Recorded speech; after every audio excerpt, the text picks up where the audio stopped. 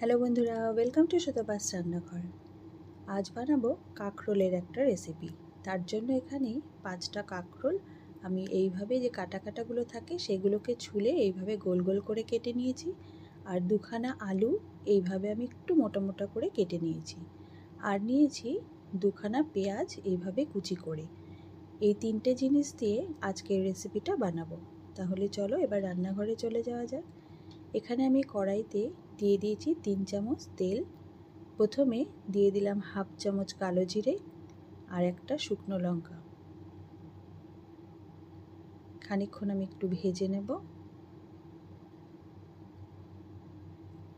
একটা সুন্দর গন্ধ বেরোলে তারপরে আমি কাঁকরোল আর আলুটা দিয়ে দেব। দিয়ে খুব ভালো করে একটু ভাজা ভাজা করে নিতে হবে, লাল লাল করে। তো সবগুলো সবজি আমি দিয়ে দিচ্ছি, পেঁয়াজটা আমি পরে দেবো। তোমরা যারা আমার চ্যানেলে নতুন বন্ধু আছো তারা অবশ্যই আমার চ্যানেলটা সাবস্ক্রাইব করে দিয়ে আমার পাশে থাকার অনুরোধ রইল। আর রেসিপিগুলো ভালো লাগলে লাইক শেয়ার কমেন্ট করতে কিন্তু ভুলো না।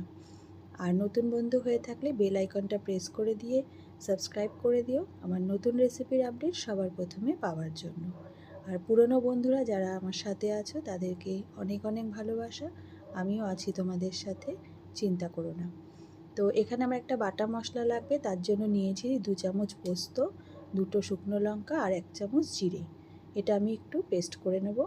প্রথমে শুকনো খোলায় একটুখানি ঘুরিয়ে নিলাম, তারপরে একটু জল দিয়ে সুন্দর একটা স্মুথ পেস্ট বানিয়ে নেব। এদিকে দেখো কাঁকরোলটা কিন্তু আর আলুটাও একটু ভাজা ভাজা হয়ে গেছে। আমি একটু ঢাকা দিয়ে দিয়েছিলাম একটু সফট হওয়ার জন্য। মিডিয়াম ফ্লেমে আমি এটাকে ভেজে নিচ্ছি। তো আবারও একটু ঢাকা দিয়ে দেবো, কাঁকরোলটা একটু হতে সময় লাগবে। তো মিনিট 5 আরও ভেজে নিয়ে ফিরে এলাম। এবারে কিন্তু আলু আর কাঁকরোল খুব ভালো করেই ভাজা হয়ে গেছে। কাঁকরোলটাও কিন্তু আগের থেকে অনেকটাই সফট হয়ে গেছে। এই পর্যায়ে আমি দিয়ে দেব পেঁয়াজটা। এখানে আমি 2টো মাঝারি সাইজের পেঁয়াজ নিয়েছি। পেঁয়াজ কুচিটা দিয়ে দিলাম, দিয়ে আবারও একটু নাড়াচাড়া করে আরও 5 মিনিটের জন্য ঢাকা দিয়ে দেব। এইভাবে একবার তোমরা অবশ্যই বানিয়ে দেখো বন্ধুরা, আশা করি তোমাদের ভালো লাগবে। কাঁকরোলের অনেক রেসিপি আমি শেয়ার করেছি, এটা তার মধ্যে একটা অন্য রকমের একটা টেস্টি রেসিপি, তোমরা অবশ্যই ট্রাই করে দেখো। তো প্রথমে কিন্তু আমি নুন হলুদ কিছুই দেইনি। এখন এই পর্যায়ে নুনটা দিয়ে দিলাম স্বাদ মতো, আর দিয়ে দিলাম হাফ চামচ হলুদ গুঁড়ো। খুব ভালো করে মিশিয়ে নিয়ে আমি আবার একটু ঢাকা দিয়ে দেব। তো খুব ভালো করে নুন হলুদটা মিশিয়ে দিলাম।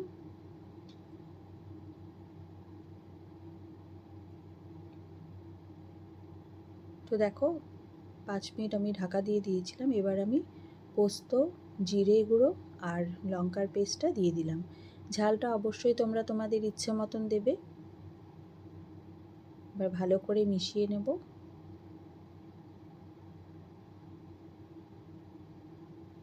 গরম ভাতে কাঁকরোলের এই রেসিপিটা খেতে কিন্তু আমার তো ভীষণ ভালো লাগে।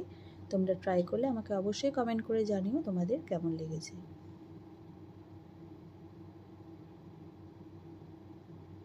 তো পোস্তর বাটি ধোয়া জলটা আমি অল্প একটু দিয়ে দিলাম। আর এখানে যেহেতু আমি ঢাকা দিয়ে দিয়ে সেদ্ধ করেছি, আর কিন্তু বেশি জলের প্রয়োজন পড়বে না।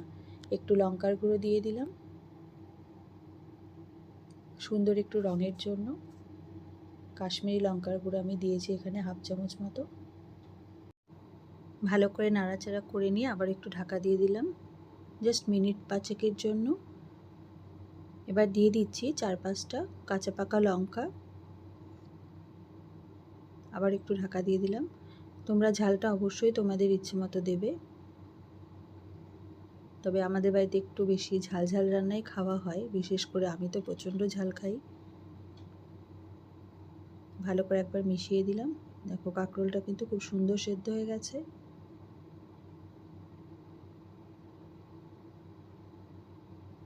অলমোস্ট রান্নাটা হয়ে এসেছে। এইবারে দিয়ে দেব 1 চামচ চিনি,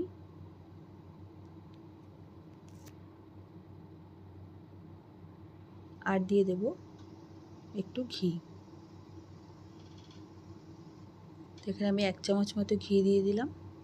এবার খুব ভালো করে চিনি আর ঘিটা মিশিয়ে নিয়ে গ্যাসটা অফ করে দিয়ে 5 মিনিট ঢাকা দিয়ে আমি সার্ভ করে দেখাচ্ছি। তো দেখো বন্ধুরা, কাঁকরোলের রেসিপি একদম ডান, আমি সার্ভ করে দিয়েছি। তো আশা করি আমার আজকের রেসিপিটা তোমাদের ভালো লেগেছে। যদি ভালো লেগে থাকে অবশ্যই সাবস্ক্রাইব করে পাশে থেকো। দেখা হবে আগামী পর্বে নতুন একটি রেসিপির সাথে। তোমরা ভালো থেকো, সুস্থ থেকো। ধন্যবাদ।